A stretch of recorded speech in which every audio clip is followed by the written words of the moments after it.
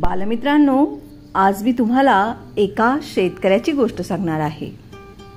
एका लहान गावामध्ये रामू नावाचा शेतकरी राहत होता। तो खूप मेहनत करायचा आणि तरी सुद्धा त्यातून त्याला पैसे मिळत नव्हते।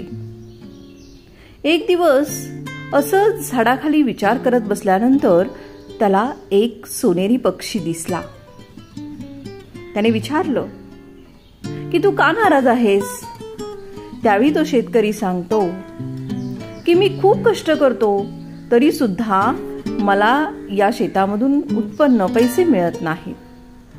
त्यावेळी तो पक्षी त्याला सांगतो, जर तू नेहमी सत्य बोललास आणि इतरांना मदत करत राहिलास तर नक्कीच तुला भरभरून उत्पन्न मिळेल।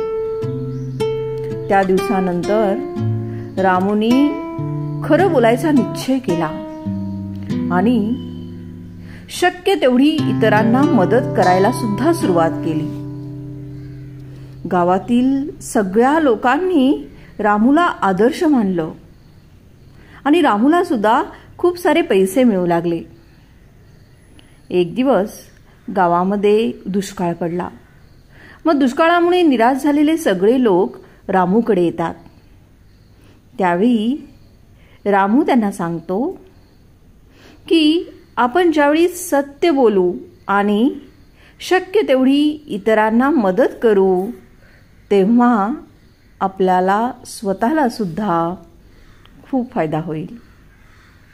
रामूनं सांगितल्यानंतर गावातील सगळ्या लोकांनी रामूचं ऐकलं आणि तेही सगळे लोक एकमेकांना मदत करून एकमेकांशी चांगलं वागून गावामध्ये सुखी समाधानाने राहू लागले।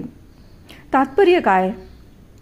तर ज्यावेळी आपण इतरांना मदत करतो, सत्याने वागतो, त्यावेळी ईश्वर सुद्धा आपल्याला